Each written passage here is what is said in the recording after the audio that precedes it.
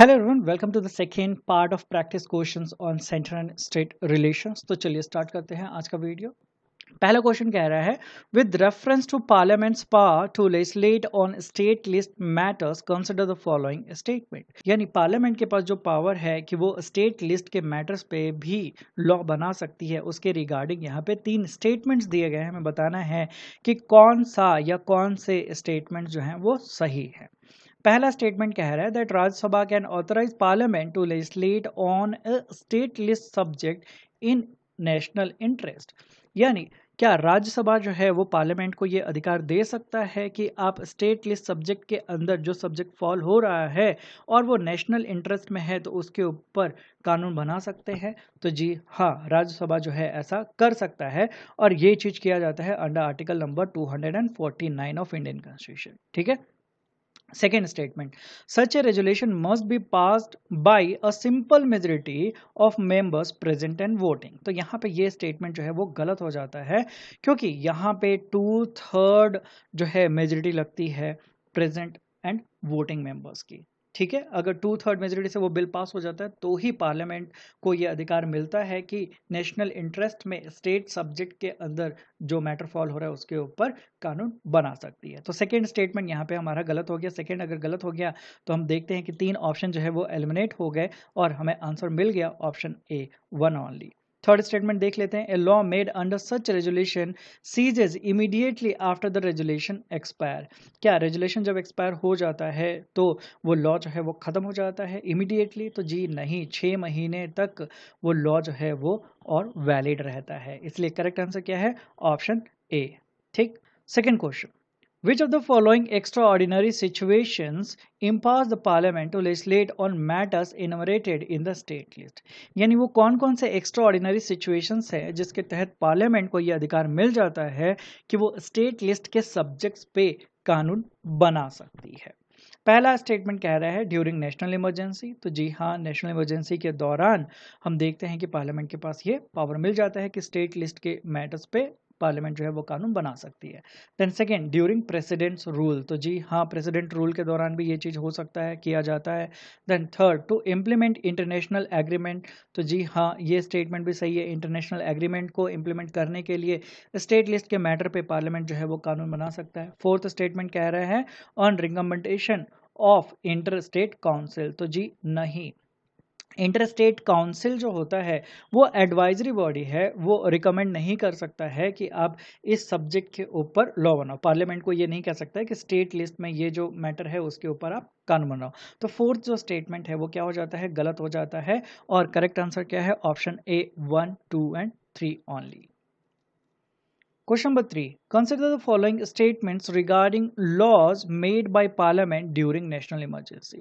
National emergency के दौरान parliament के द्वारा जो लॉज बनाए जाते हैं उसके रिगार्डिंग यहाँ पे कुछ स्टेटमेंट्स दिए गए हैं। हमें बताना है कि कौन सा या कौन से स्टेटमेंट सही है। ठीक। पहला स्टेटमेंट कह रहा है that parliament acquires power to legislate on state list matter. तो जी हाँ, जब नेशनल इमरजेंसी लागू की जाती है under article number 352 of Indian constitution, तब पार्लियामेंट के पास ये पावर आ जाता है कि स्टेट लिस्ट मैटर पे पार्लियामेंट जो है वो कानून बना सकता है। Then second, such laws become inoperative immediately after the national emergency end। क्या नेशनल इमरजेंसी जब खत्म होता है तो पार्लियामेंट के द्वारा इमरजेंसी के दौरान स्टेट लिस्ट मैटर पे जब कानून बनाया गया था तो वो तुरंत इमरजेंसी खत्म होने के बाद ही समाप्त हो जाता है, उसका इफेक्ट जो है खत्म हो जाता है? तो इसका करेक्ट आंसर क्या है? जी नहीं। ठीक है, तो सेकेंड स्टेटमेंट क्या हो गया?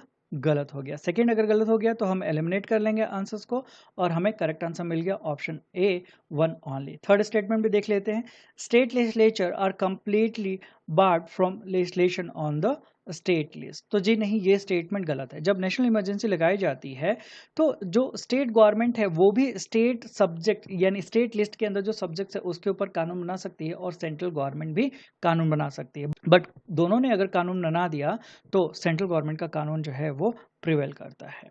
ठीक है, इन केस ऑफ कन्फ्लिक्ट। तो यहाँ पे करेक्ट आंसर क्या है? Option A, 1 only. Question number 4, which of the following correctly describes legislation made by the parliament at the request of 2 or more states। हमें बताना है कि दिए हुए जो ऑप्शन है उसमें से कौन सा ऑप्शन जो है वो करेक्ट वे में डिस्क्राइब करता है कि पार्लियामेंट जो है वो कानून बनाता है जब दो या दो से अधिक स्टेट जो है वो रिक्वेस्ट करते हैं। तो पहला स्टेटमेंट कह रहा है that the law automatically applies to all the states of India. क्या दो या दो से अधिक स्टेट्स जो हैं वो अगर रिक्वेस्ट करते हैं पार्लियामेंट को कि हमारे लिए ये लॉ बना दीजिए, तो क्या वो लॉ जो है वो सारे स्टेट्स के लिए एप्लीकेबल हो जाता है? तो जी नहीं, सरासर गलत है ये। देन सेकेंड बी ऑप्शन क्या कह रहा है, such law can letter be amended by the concern state legislature. तो जी नहीं, अगर स्टेट लेजिस्लेचर ने ये रिक्वेस्ट किया पार्लियामेंट को कि आप हमारे लिए इस पर्टिकुलर स्टेट सब्जेक्ट पे कानून बना दीजिए, तो स्टेट लेजिस्लेचर जो है बाद में उसके अंदर खुद से अपने मन से अपने हिसाब से अमेंडमेंट नहीं कर सकती है। ठीक।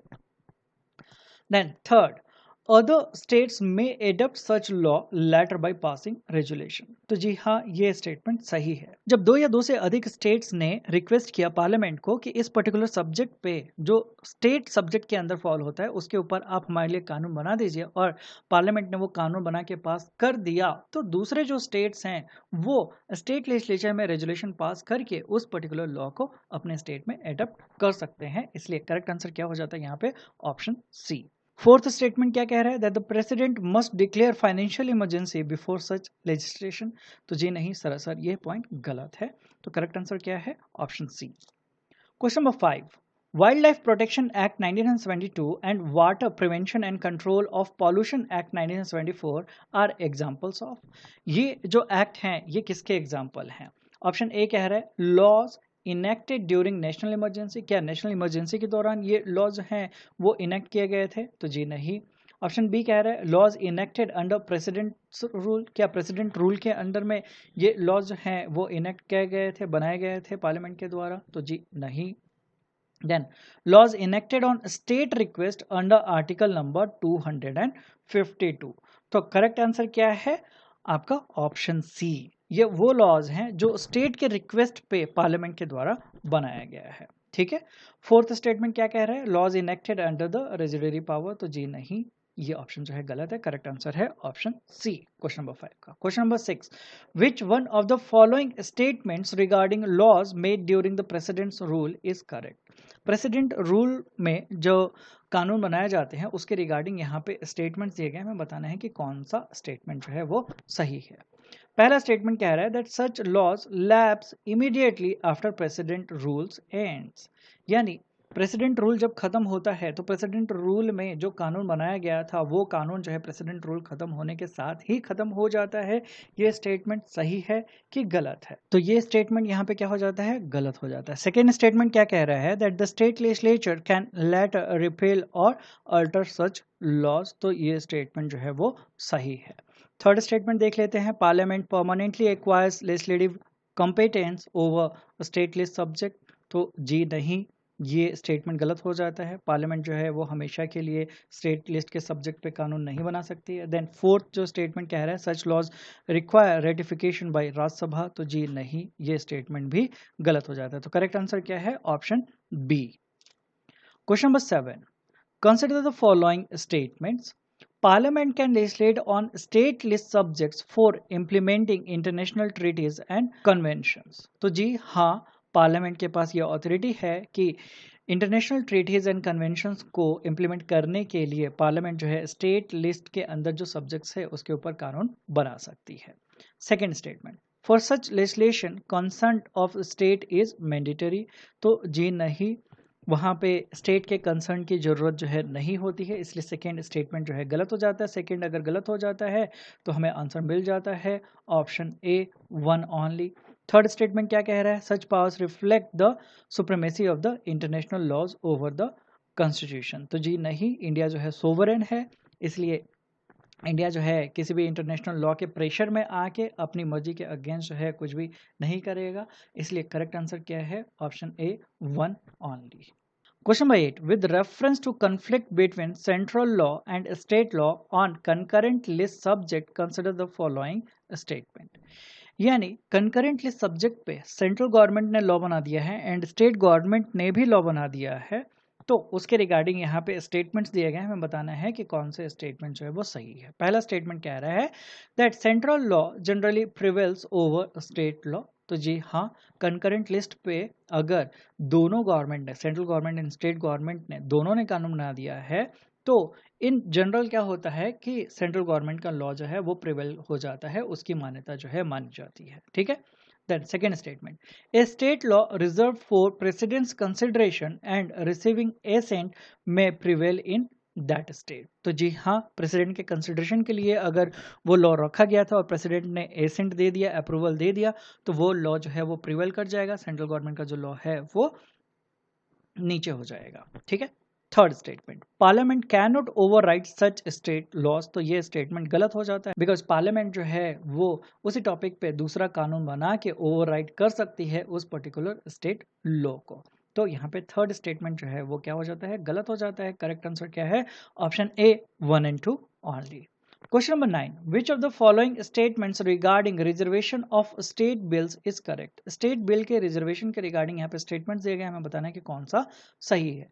Governor is constitutionally bound to reserve every state bill for president's consideration। तो जी नहीं, गवर्नर जो है वो हर बिल को नहीं रिजर्व कर सकते हैं for getting assent from the president. ठीक है। तो पहला स्टेटमेंट जो है वो गलत हो जाता है। Second, president has only suspensive veto over reserve state bills. तो जी नहीं, सिर्फ सस्पेंसिव वीटो उनके पास नहीं है। ठीक है। थर्ड जो ऑप्शन कह रहा है, प्रेसिडेंट में exercise absolute veto over bills reserve by the governor. तो जी हाँ, जो प्रेसिडेंट होते हैं वो अपना एब्सोल्यूट वीटो जो है वो यूज कर सकते हैं उन बिल्स के ऊपर जो रिजर्व किया गया है गवर्नर के द्वारा फॉर प्रेसिडेंट्स कंसिडरेशन। तो एब्सोल्यूट वीटो में क्या होता है कि वो डायरेक्टली मना कर सकते हैं कि हाँ ये बिल जो है वो पास नहीं होगा। ठीक है। फोर्थ ऑप्शन क्या कह रहा है, reserve bills automatically becomes law after 6 months। तो जी नहीं, ये स्टेटमेंट गलत है। करेक्ट आंसर क्या है, option C. Question number 10. During financial emergency, center may direct states to reserve which of the following for president's consideration।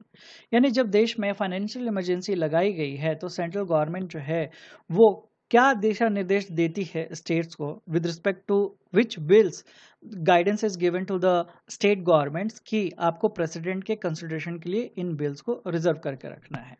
तो पहला ऑप्शन कह रहा है मनी बिल के रिस्पेक्ट में, दूसरा कह रहा है फाइनेंस बिल के रिस्पेक्ट में, थर्ड कह रहा है कॉन्स्टिट्यूशनल अमेंडमेंट बिल्स के रिस्पेक्ट में। तो हमें क्या पता है कि कॉन्स्टिट्यूशनल अमेंडमेंट बिल जो है वो स्टेट लेजिस्लेचर में ओरिजिनेट नहीं हो सकते हैं। इसको हमने जब अमेंडमेंट प्रोसीजर का चैप्टर देखा था उसके अंदर बहुत अच्छे से समझा था। तो थर्ड वाला जो ऑप्शन है यहाँ पे पूरी तरीके से कट जाता है, एलिमिनेट हो जाता है। ठीक है। तो आप दो ऑप्शन जो हैं इजिली एलिमिनेट कर सकते हैं। बाकी बचता है money bill and finance bill. तो जी हाँ, जब फाइनेंशियल इमरजेंसी देश में लागू की गई है तो सेंट्रल गवर्नमेंट जो है वो स्टेट गवर्नमेंट को कहती है कि प्रेसिडेंट के कंसिडरेशन के लिए money bill and finance bill जो है वो आपको रखना है। तो करेक्ट आंसर क्या हो जाएगा, option B 1 and 2 only. Question number 11. Consider the following statements regarding center's control over state legislation. Central government जो है वो किस तरीके से स्टेट लेजिस्लेचर के ऊपर कंट्रोल बना के रखती है उसके रिगार्डिंग यहाँ पे कुछ स्टेटमेंट्स हमें बताना है कि कौन से स्टेटमेंट सही हैं with respect to this.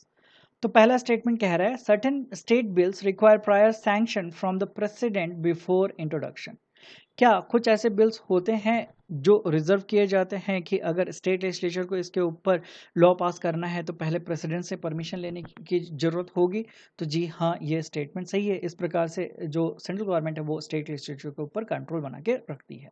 Then second statement कह रहा है bills restricting freedom of trade and commerce में रिक्वायर प्रेसिडेंशियल सैंक्शन। तो जी हाँ, कोई भी ऐसा बिल जो freedom of trade and commerce को रिस्ट्रिक्ट कर रहा है वो अगर स्टेट लेजिस्लेचर को अपने हाउस में पेश करना है तो उससे पहले प्रेसिडेंट के अप्रूवल की जरूरत पड़ेगी। तो सेकेंड स्टेटमेंट भी यहाँ पे सही है। Third statement, constitution completely prohibits state from legislating on matters affecting union property. तो ये स्टेटमेंट जो है वो गलत हो जाता है। क्यों गलत हो जाता है, because state can legislate but presidential involvement में become necessary if union interest are affected. ठीक है। तो थर्ड स्टेटमेंट अगर गलत हो जाता है तो ऑप्शन सी, ऑप्शन डी जो है वो एलिमिनेट हो जाता है और करेक्ट आंसर हमें क्या मिलता है, option A 1 and 2 only. So last question आज का, Sarkaria commission emphasized federal supremacy primarily to, जो सरकारिया कमीशन है उसने फेडरल सुप्रीमेसी को क्यों एम्फेसाइज किया, क्यों जोर दिया कि फेडरल सुप्रीमेसी यानी सेंट्रल गवर्नमेंट जो है वो ज़्यादा पावरफुल रहनी चाहिए। तो पहला ऑप्शन कह रहा है in order to avoid constitutional absurdities, तो जी हाँ ये स्टेटमेंट हमारा सही हो जाता है। सेकेंड स्टेटमेंट कह रहा है to resolve centre state conflict, तो जी हाँ in order to resolve centre state conflict ये जरूरी हो जाता है कि सेंट्रल गवर्नमेंट जो है वो ज़्यादा पावरफुल रहे। Then third, to ensure harmony between union and state laws, तो जी हाँ यूनियन एंड स्टेट लॉज के बीच में हार्मनी बन के रहे, इसके लिए भी सरकारिया कमीशन ने ये एम्फेसाइज किया है कि फेडरल सुप्रीमेसी जो है वो जरूरी है। तो यहाँ पे करेक्ट आंसर क्या हो जाता है, ऑप्शन डी 1, 2 एंड 3 तीनों स्टेटमेंट जो है वो with respect to Sarkaria commission सही है। सो आज के वीडियो में इतना ही। आई होप कि आपको ये वीडियो पसंद आया होगा। वीडियो पसंद आया होगा तो प्लीज़ वीडियो को लाइक कर दीजिएगा, वीडियो को शेयर कर दीजिएगा। कुछ डाउट्स रह गए हों तो आप कमेंट करके पूछ सकते हैं या फिर इंस्टाग्राम पे मुझसे कनेक्ट होकर आप अपने डाउट पूछ सकते हैं। चैनल को आपने अभी तक सब्सक्राइब नहीं किया है तो प्लीज़ सब्सक्राइब कर लीजिएगा and hit the bell icon to get the latest notification. तो मिलता हूँ मैं अगले वीडियो में। Till then take care, bye bye, thank you, जय हिंद।